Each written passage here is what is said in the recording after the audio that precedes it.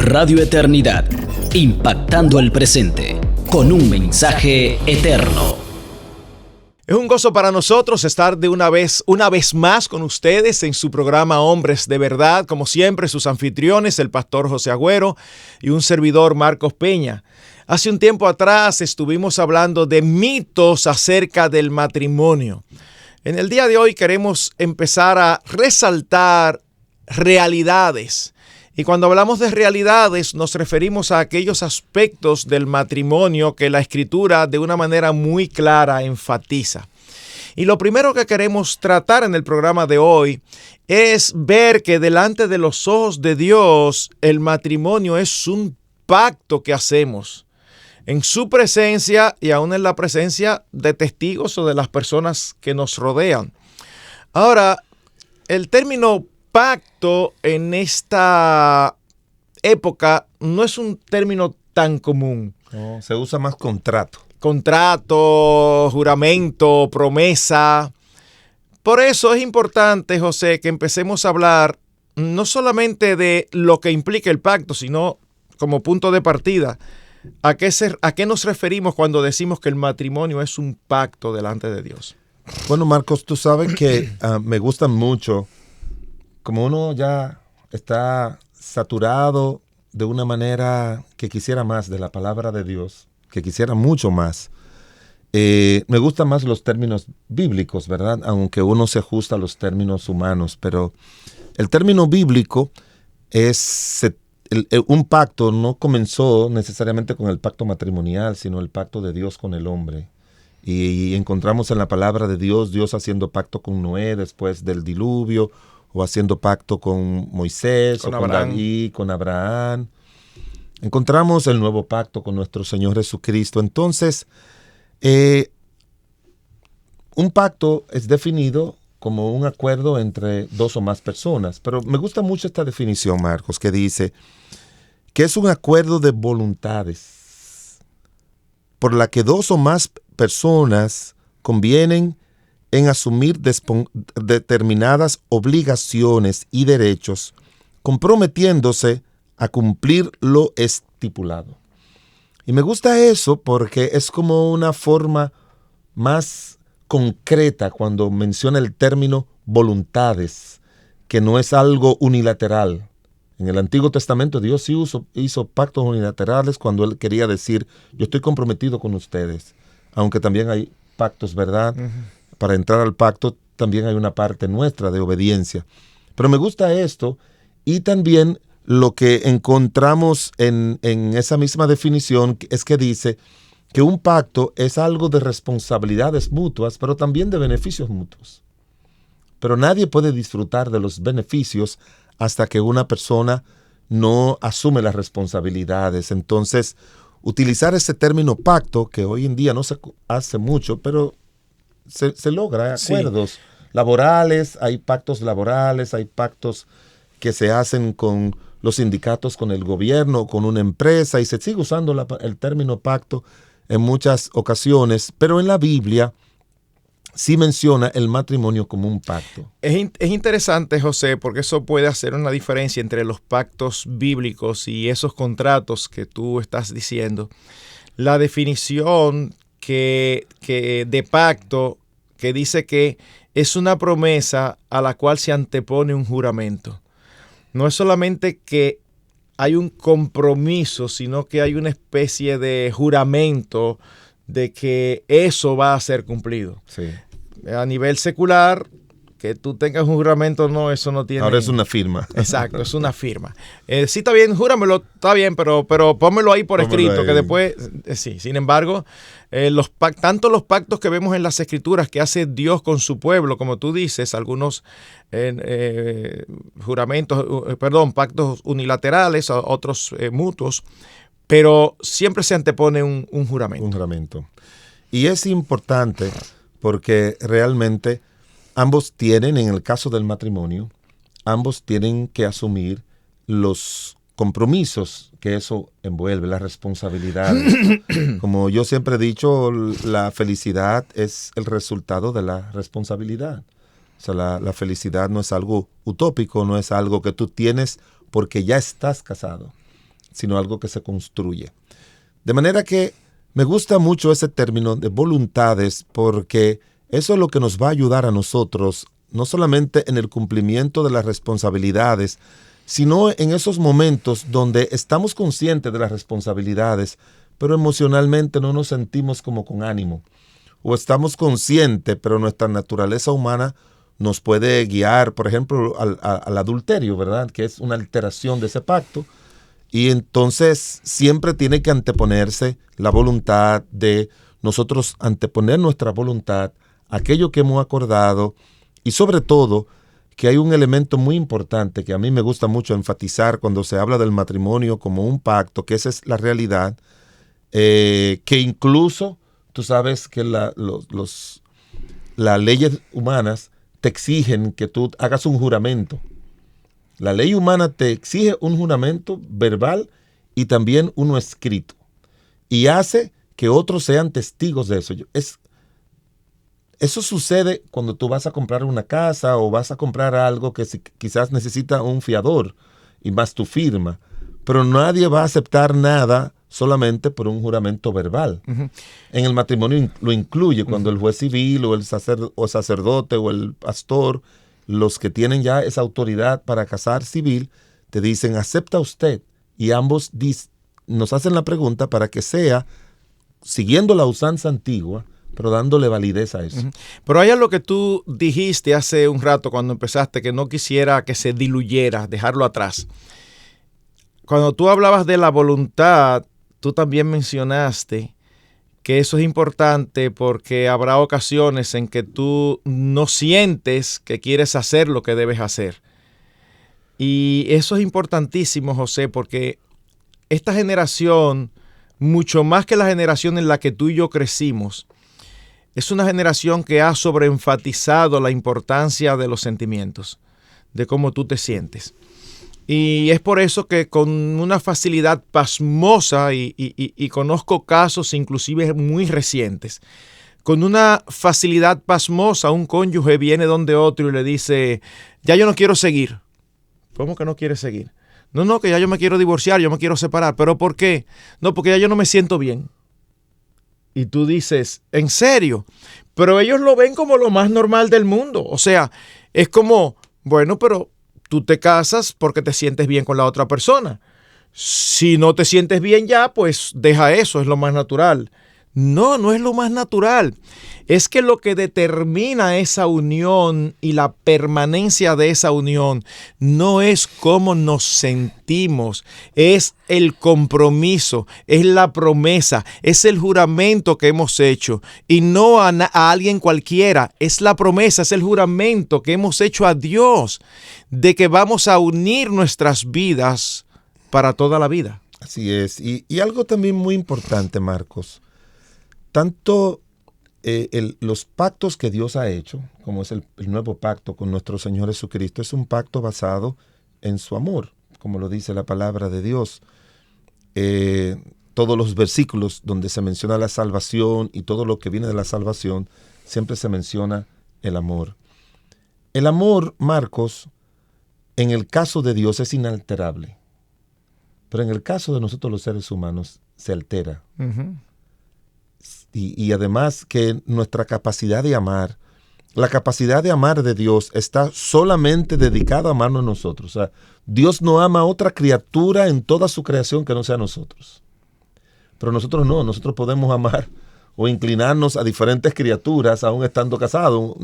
El hombre se puede relacionar, como vimos, las diferentes formas de adulterio, ¿verdad? Son atracciones. Y entonces, Cuando sucede eso, que el amor se enfría, como dice la Biblia, que el amor tiene ese tipo de influencias, tiene que prevalecer la voluntad y mover nuestra voluntad a decir, no, yo hice un compromiso de que yo iba a amar a esta mujer, yo hice un compromiso de que yo le iba a ser fiel a esta mujer o a este hombre, y yo voy a poner mi voluntad hacia eso, y no voy a dejar que mi voluntad se mueva hacia otro lugar. Entonces, no permitir que mi voluntad sea movida por los sentimientos. Exacto.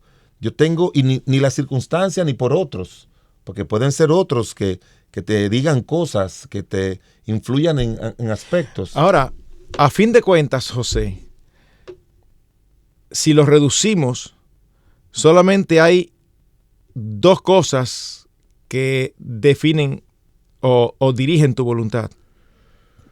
O los sentimientos o la razón. En otras palabras, tú terminas tomando decisiones movido por lo que tú sientes o por lo que tú sabes. O lo que crees muchas O veces. lo que crees. Pero tanto lo que tú sabes como lo que crees es aquí que está, no es aquí. Es en la cabeza, no es en el corazón. Entonces, esos tres elementos son los que definen una personalidad. Sentimientos, emociones, intelecto, raciocinio Y voluntad. y voluntad. Y la voluntad siempre es movida por uno de los dos anteriores. Esta generación ha sobreenfatizado la importancia de las emociones y de los sentimientos y ha minimizado la importancia de la razón. Y esto no es algo sencillo, esto tiene consecuencias graves. Cuando tú enfatizas los sentimientos por encima de la razón, tú llegas a lo irracional. Vamos a ponerlo de esta manera. Para ti, para mí, que conocemos la Escritura, es tan, ¿qué palabra usar?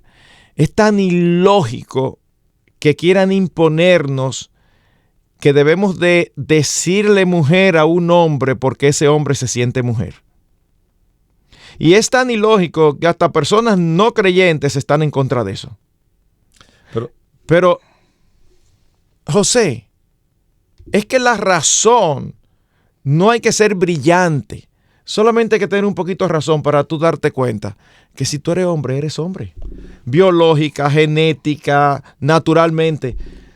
Pero la razón, Marcos, aunque estoy de acuerdo con ese planteamiento tuyo, pero la razón, lo irracional, lo ilógico, dado la naturaleza pecaminosa, ese es el punto. se convierte en lo lógico. Sí, se corrompe. No. Es que parte de los resultados de la caída es precisamente lo que decía el profeta, llamar bueno a lo malo y a lo malo bueno. O sea, ellos te van a convencer de que eso es lo correcto, que querer, eso es lo lógico. No, se van a convencer a sí mismos y van a tratar de convencerte a ti y a mí. No. Es que pero ellos se convencen. Ese es el mundo. O sea, no es solamente en esa área, ¿no? En todo. En todas las áreas. Entonces llega un momento de que, como dice la palabra de Dios, ellos no se dan cuenta que tratar de crear ese ambiente es como forzar al legislador, al que ha establecido las leyes, que es Dios, para que él acepte eso, y a veces hasta hacen cómplice en su mente y en sus razonamientos a Dios, porque Dios tiene que entender, Dios es un Dios de amor. Dios es un Dios de amor y Él nos hizo y Él sabe que nosotros somos así. Sí, Dios es no, un Dios tú no eres de así, amor. tú elegiste ser así. Entonces llega un momento que tú no lo puedes convencer por la razón, porque para ellos ya su razón lo ha dañado tanto, como dice Romanos 1, que ya para ellos lo malo, como dice Isaías, eso es lo bueno. Entonces, exacto. Pero recordemos que esto fue solamente un ejemplo de cómo la razón se corrompe por el deseo, porque estamos hablando del pacto matrimonial. Y entonces, de igual modo, cuando uno se siente mal con el otro por las razones que sean, y pueden ser razones injustificadas y pueden ser razones justificadas. Marcos, pero no importa cómo tú te sientas, hay un compromiso que tú hiciste. Marco, yo me río porque tú le dices a la esposa, tú dijiste ahorita que el esposo va y le dice que yo no lo siento, que yo no me siento cómodo aquí, por eso vamos a dejar esto, o sea, voy a romper el pacto. Si tú un día te despiertas y no tienes deseo de pagar el préstamo del banco, ¿qué tú vas a hacer? Hay que pagarlo. ¿Tú hiciste un acuerdo? Hay que pagarlo.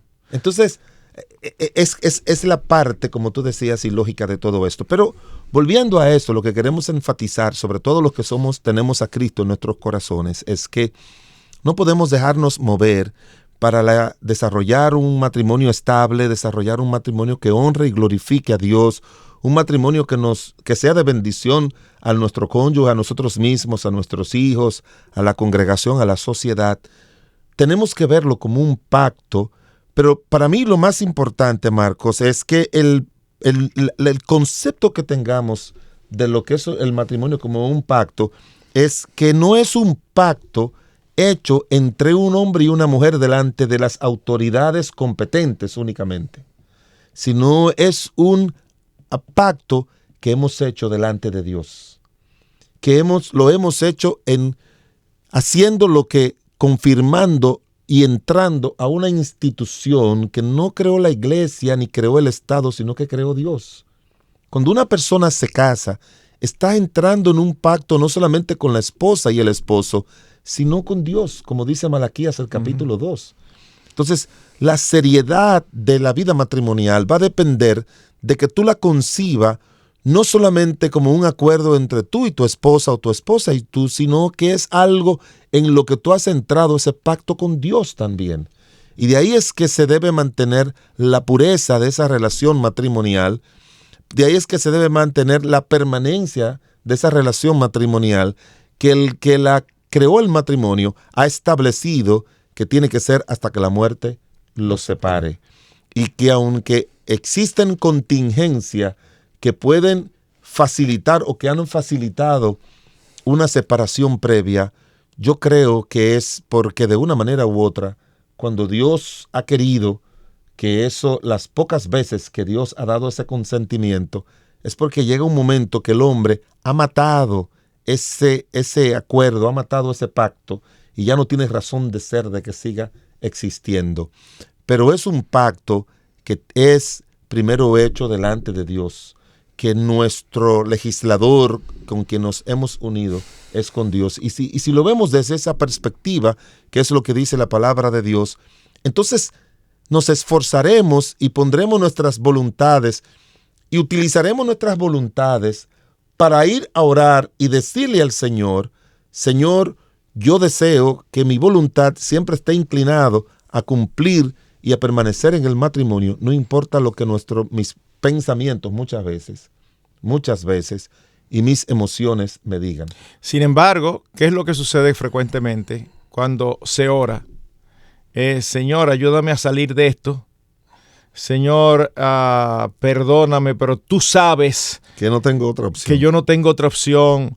Yo no creo que tú quieras que yo siga viviendo una vida infeliz. Todo ese tipo de cosas. No, en lugar de orar, Señor, yo hice un pacto y yo quiero cumplirlo. Dame de tu amor para yo amar a mi esposa, para yo amar a mi esposo como debo. Porque yo hice un compromiso, un pacto de por vida delante de tu presencia. Así es. Ese debe ser el centro, la oración correcta de acuerdo a la palabra de Dios. Mire lo que dice, oigan lo que dice en el libro de Malaquías. Dice la Biblia, mas diréis, ¿por qué?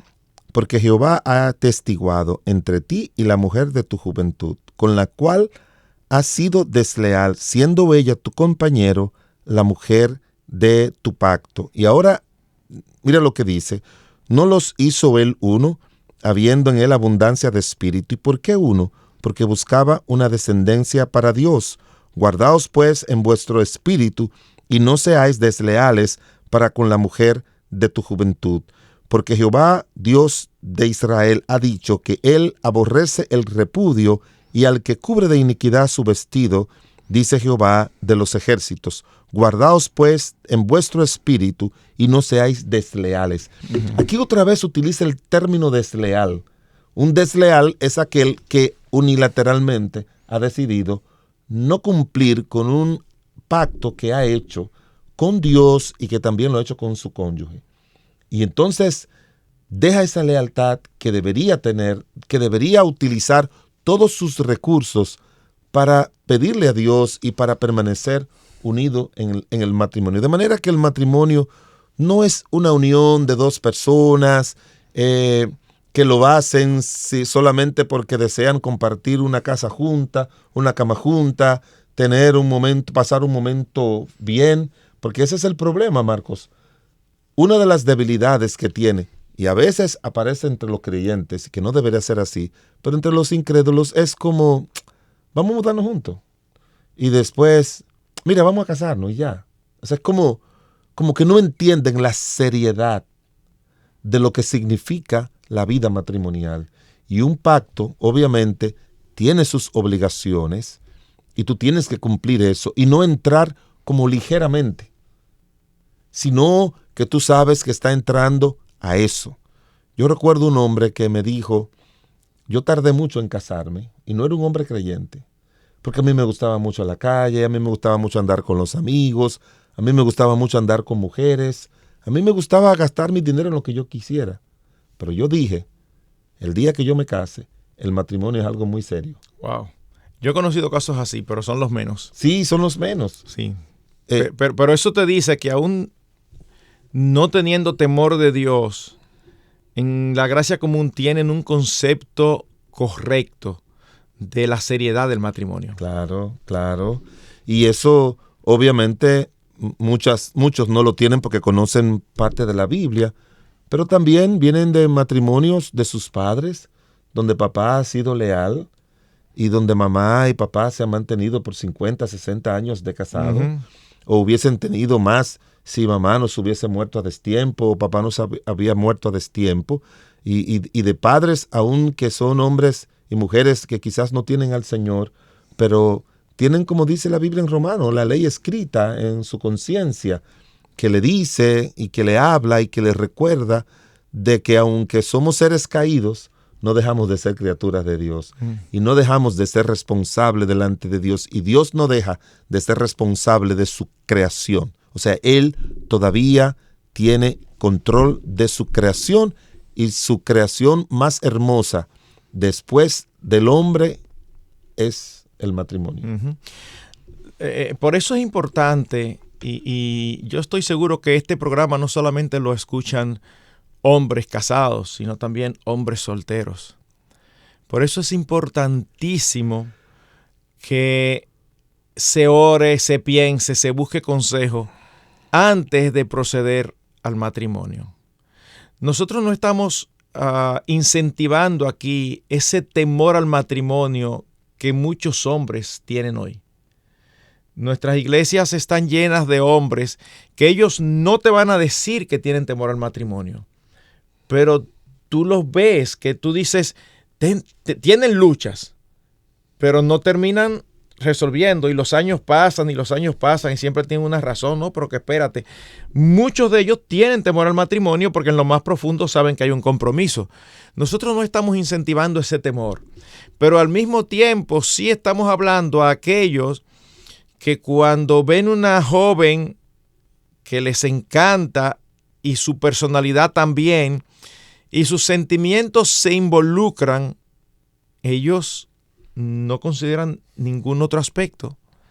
Ellos solamente piensan en lo bien que se sienten estando con la hermana tal y proceden a empezar a prepararse para tener un noviazgo y un matrimonio, cuando en ocasiones hay advertencias de personas alrededor, advertencias de padres, advertencias de amigos, advertencias de pastores, y luego no hacen caso a esas advertencias, siguen adelante, se casan haciendo un pacto delante de Dios, y en poco tiempo se dan cuenta de las advertencias que le hicieron que eran reales. ¿Y ahora? Entonces empiezan a decir que ellos sí tienen mala suerte, que ellos no saben por qué a ellos siempre les va mal. Bueno, lógicamente, el punto es que empiezan a considerar una separación como la solución. Mis hermanos, uno no se casa para separarse, uno se casa para toda la vida. Y como decía José hace un rato, claro que hay elementos, hay circunstancias previstas y establecidas por las Escrituras donde el Señor permite, no es ni siquiera que lo obliga, pero el Señor permite que esa separación ocurra por ciertos pecados particulares.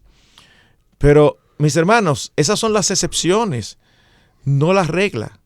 Lo que nosotros queremos enfatizar y aún sobreenfatizar, porque no hay manera de sobreenfatizarlo de una manera exagerada, es la importancia del pacto matrimonial delante de Dios. Uno jura, uno se compromete delante de Dios a una relación hasta que la muerte nos separe. Y las promesas ante Dios son tan importantes que es la misma palabra la que dice, mejor es que no prometas a que prometas y no cumplas, porque Dios le da importancia a los juramentos. Dios toma en cuenta cuando tú te comprometes algo y después quieres violarlo. Para Dios eso es algo importante, para Dios es pecaminoso, y nosotros vemos en las Escrituras diferentes ejemplos. Así que los que están casados y están ahora mismo desanimados, los que están desalentados en sus matrimonios, los que le has pasado por su cabeza la pregunta, ¿y para qué yo me casé? Recuérdese, usted se casó para compartir toda su vida con otra persona y hacerlo de una manera deleitosa. Y si eso no es así, no es culpa de la otra persona. La culpa tenemos que buscarla dentro de nosotros mismos. Claro. Y primero, como le dijimos, es un pacto hecho con Dios. Y de hecho, cuando tú vas a Génesis, ni siquiera es un pacto que nosotros hacemos con Dios. Es un pacto que Dios hizo con nosotros unilateralmente al crear a Adán, a crear a Eva y traerla a Adán. Pero también por las comparaciones que hace la palabra de Dios con respecto al matrimonio, podemos decir que también el matrimonio es un pacto de amor. Cuando uno lee lo que dice la Escritura en el libro de Efesios, el capítulo 5, entonces uno se da cuenta de que sí, que es cuando compara que tenemos que amar a la esposa así como Cristo amó a la iglesia. Y lo que tenemos que pedirle a Dios que nos dé ese tipo de amor, porque el amor nuestro está muy permeado, muy dañado, muy contaminado por el amor hacia nosotros mismos. Entonces ese amor especial, sacrificial, que tenemos que tener nosotros los hombres hacia las esposas, y obviamente también las esposas, nosotros tenemos que ver como parámetro ese amor de Dios hacia nosotros, que dice la palabra de Dios allá en Romanos, que ni la muerte, ni la vida, ni nada nos puede separar. Pero también es un pacto de pureza, Marcos. Es un pacto de pureza, es un pacto de fidelidad. Por eso en el libro de Malaquías habla de no ser desleal. Entonces, ese pacto tiene estipulaciones que sería bueno que cuando vayamos nosotros a casar, podamos leerle eso, hacerle ese anuncio claro y después poderle decir con su juramento, usted acepta a fulanita de tal, a fulanito de tal, y se compromete a hacer un pacto matrimonial delante de Dios, con las cláusulas que Dios ha puesto, como que hasta la muerte nos separe, que es un pacto de amor, y no un amor sentimental, sino un amor sacrificial, porque esa es la otra. A veces a mí me duele y me molesta cuando miran el amor solamente como una emoción. Y yo me he cansado de buscar en las Escrituras, y yo me doy cuenta que es mucho más que una emoción, muchísimo más que una emoción. Igualmente, es algo que tiene que ver con la voluntad, el permanecer fiel a tu esposo o a tu esposa.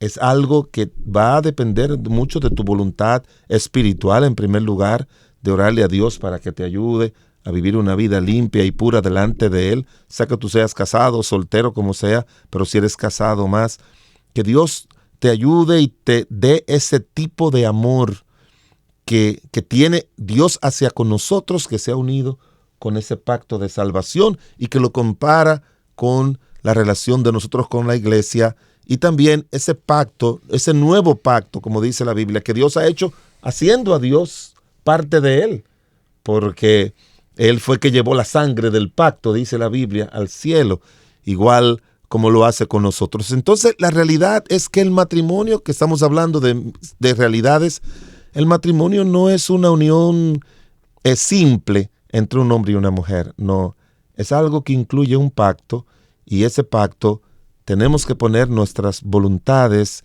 tenemos que poner nuestra mente, nuestra razón, nuestras emociones, todo nuestro ser, a que se sujete a las estipulaciones de ese pacto, porque todos los que tenemos muchos años de casado, yo tengo 43 y medio, los que tenemos tantos años de casado, no es porque somos súper espirituales, sino porque nos hemos adherido a eso y se lo pedimos a Dios, y Dios ha sido propicio a nosotros. Así que esperamos que los que están casados cumplan con su pacto, y los que anhelan casarse sepan que es una gran responsabilidad y una promesa delante del Señor. Que el Señor les ayude y les bendiga a cumplir con sus promesas delante del Señor. Hasta un próximo programa de Hombres de Verdad. Radio Eternidad, impactando el presente con un mensaje eterno.